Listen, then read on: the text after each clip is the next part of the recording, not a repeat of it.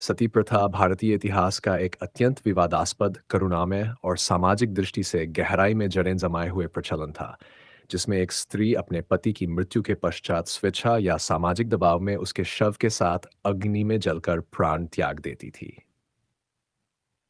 इस प्रथा की उत्पत्ति, विकास और अंत में इसका उन्मूलन भारतीय समाज की सांस्कृतिक, धार्मिक और नैतिक धारणाओं के अनेक आयामों को प्रकट करता है। सती प्रथा केवल एक सामाजिक कुरीति नहीं थी, बल्कि उस समय के समाज में स्त्री की स्थिति, उसकी स्वतंत्रता और उसके अस्तित्व के प्रति दृष्टिकोण का भी प्रतीक थी। इस प्रथा की जड़ें धार्मिक विश्वासों, पितृसत्तात्मक व्यवस्था और सामाजिक परंपराओं में गहराई से बैठी हुई थीं।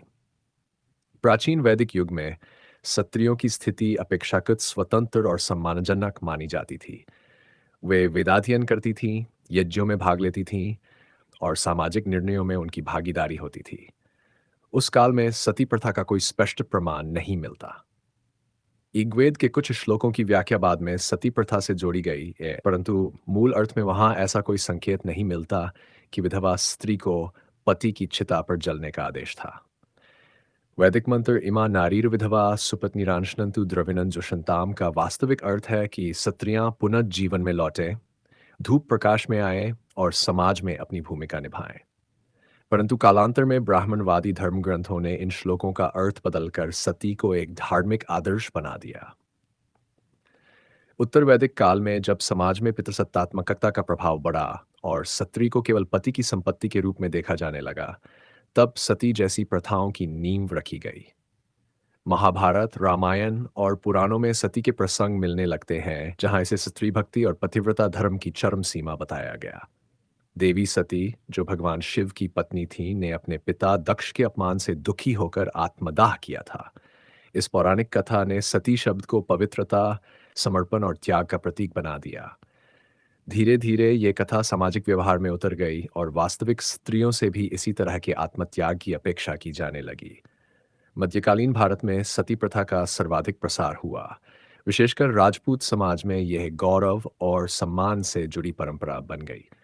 युद्धों के दौरान जब राजाओं की मृत्यु होती या राज्य पर शत्रु आक्रमण होता, तो महिलाएं जौहर करती थीं, यानी एकत्र होकर अग्निकुंड में कूदकर अपनी इज्जत और अस्तित्व की रक्षा करती थीं। चित्तौड़ की रानी पद्मिनी का जौहर इसका सबसे प्रसिद्ध उदाहरण है। इस प्रथा को उस समय वीरांगना स्त्री की प्रतिष्ठा से जोड़ा गया, परंतु इसके पीछे जो सामाजिक भय, असुरक्षा और स्त्री की स्वतंत्रता का अभाव था, वह अक्सर अनदेखा रह गया। इस काल में धार्मिक ग्रंथों जैसे मनुस्मृति और गरुड़ पुराण ने विधवाओं के पुनर्विवाह को निंदनीय माना और सती को मोक्ष प्राप्ति का सर्वोत्तम मार्ग बताया। सती प्रथा को धार्मिक आधार देने के लिए अनेक मिथकीय तर्क गढ़े गए। कहा गया कि यदि स्त्री सती होती है तो वह और उसका पति दोनों स्वर्ग में जाते हैं। उनके पाप नष्ट हो जाते हैं और अगला जन्म उन्हें देवत्व प्रदान करता है। समाज में यह विश्वास फैलाया गया कि सती स्त्री की आत्मा पवित्र होती है और उसकी पूजा करने से आशीर्वाद मिलता है। यही कारण था कि सती होने वाली महिलाओं के लिए सती माता के मंदिर बनाए जाने लगे और उनके नाम पर तीर्थस्थल स्थापित किए गए। इन मंदिरों ने इस अमानवीय पर धार्मिक और भावनात्मक समर्थन प्रदान किया। ब्रिटिश काल में सती प्रथा पर विशेष ध्यान दिया गया क्योंकि पश्चिमी दृष्टिकोण से अत्यंत क्रूर और अमानवीय लगती थी। 18वीं और 19वीं शताब्दी में बंगाल क्षेत्र में सती की घटनाएं विशेष रूप से आम थीं। राजा राम मोहन राय जैसे समाज सुधारकों ने इस प्रथा के खिलाफ तीव्र आंदोलन चलाया।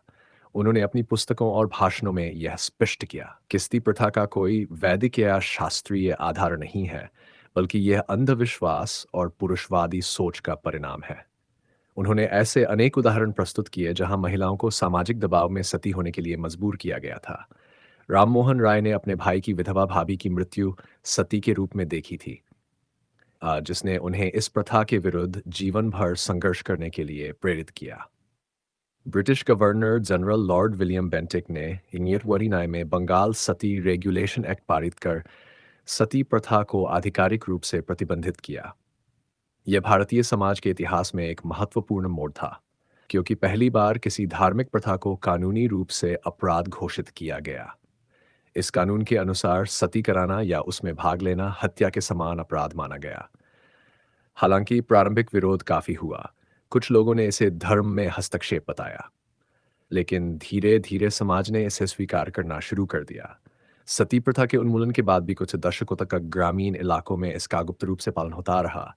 मैं राजस्थान के देवराला गांव में रूपकंवर नाम के एक युवती को सती कराए जाने की घटना ने पूरे देश को जोड़ दिया।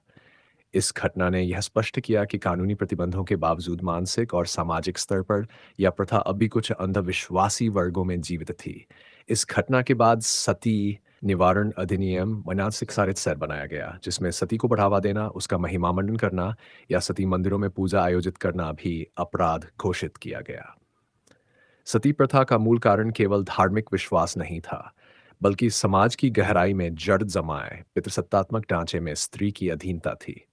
विधवा स्त्री को अपशकुनी, अभागिनी और सामाजिक बोझ समझा जाता था। उसे संपत्ति से वंचित किया जाता, सिर मुंडवाया जाता, सफेद वस्त्र पहनने को बाध्य किया जाता और सामाजिक उत्सवों से दूर रखा जाता। ऐसे में सती को मोक्ष का मार्ग बताकर उसके जीवन से मुक्ति का एकमात्र विकल्प बना दिया गया। ये व्यवस्था पुरुष प्रधान समाज के लिए सुविधाजनक थी, क्योंकि इससे उत्तराधिकार, संपत्ति और पुनर्विवाह जैसे प्रश्न स्वतः समाप्त हो जाते थे। आधुनिक दृष्टि से सती प्रथा केवल एक ऐतिहासिक घटना नहीं, बल्कि स्त्री की अस्मिता और स्वायत्तता के संघर्ष की प्रतीक है। ये उस युग का दर्पण है जहां स्त्री का जीवन उसके अपने अस्तित्व का नहीं, बल्कि उसके पति और परिवार की मर्यादा का विस्तार मात्र था। सती का आदर्श ये सिखाता था कि स्त्री का सर्वोच्च धर्म अपने पति के प्रति पूर्ण समर्पण है, चाहे वह जीवित हो या मृत। इस सोच ने भारतीय समाज में सदियों तक महिलाओं को बौद्धिक, सामाजिक और भावनात्मक रूप से बंधन में रखा। आज जब हम सती प्रथा की चर्चा करते हैं तो ये केवल अतीत की बात नहीं है। ये चेतावनी है कि जब भी समाज स्त्री की स्वतंत्रता, उसकी सोच और उसके अधिकारों को नियंत्रित करने की कोशिश करता है, तब वह किसी न किसी रूप में उसी मानसिकता की पुनरावृत्ति करता है, जिसने सती जैसी प्रथा को जन्म दिया था। शिक्षा, समान अधिकार और सामाजिक सुधारों के माध्यम से ही ऐसी सोच का अंत संभव है। सती प्रथा के उन्मूलन ने भारतीय समाज में स्त्रियों के अधिकारों की दिशा में एक ऐतिहासिक परिवर्तन की नींव रखी। इससे न केवल विधवाओं को जीवन का अधिकार मिला, बल्कि समाज में यह संदेश भी गया कि धर्म या परंपरा के नाम पर किसी अमानवीय कृत्य को स्वीकार नहीं किया जा सकता। इस घटना ने आगे चलकर बाल विवाह, पर्दा प्रथा और बालिकाओं की शिक्षा जैसे मुद्दों पर भी सुधारवादी आंदोलनों को प्रेरित किया। इतिहास में सती प्रथा के कई स्वरूप देखने को मिलते हैं। कहीं इसे स्वेच्छा कहा गया, कहीं इसे सामाजिक दायित्व। लेकिन अधिकांश मामलों में यह स्पष्ट रूप से देखा गया कि महिलाएं दबाव, भय या सामाजिक बहिष्कार के डर से सती हुई। किसी भी समाज की प्रगति तब तक संभव नहीं है जब तक वह अपने अतीत की गलतियों से सीख लेकर आगे नहीं बढ़ता। सती प्रथा के उन्मूलन से भारतीय समाज ने यह सीख ली कि अंधविश्वास और परंपरा के नाम पर किसी भी अमानवीय कृत्य को धार्मिक नहीं कहा जा सकता। आज भी भारत के कुछ हिस्सों में सती स्थलों की पूजा होती है, किंतु अब यह श्रद्धा का नहीं बल्कि अतीत की त्रासदी का प्रतीक बन चुका है। इतिहास हमें यह बताता है कि कैसे एक मिथक ने सदियों तक लाखों महिलाओं की जान ली और कैसे एक समाज ने धीरे धीरे अपनी चेतना को जगाकर उस मिथक को तोड़ा। सती प्रथा केवल एक सामाजिक कुरीति नहीं थी, यह स्त्री के आत्मसम्मान, स्वतंत्रता और अस्तित्व की लड़ाई की गवाही है। इस प्रकार सती प्रथा का इतिहास एक गहन सामाजिक, धार्मिक और नैतिक विमर्श का हिस्सा है। यह दिखाता है कि कैसे धार्मिक प्रतीकों का उपयोग कर समाज ने स्त्री को एक आदर्श के नाम पर आत्मबलि के लिए प्रेरित किया। लेकिन यह भी सत्य है कि समाज की वही चेतना जिसने इस प्रथा को जन्म दिया था, अंततः उसे समाप्त भी कर पाई। ये भारतीय समाज के विकास, आत्मचिंतन और मानवीयता की विजय का उदाहरण है।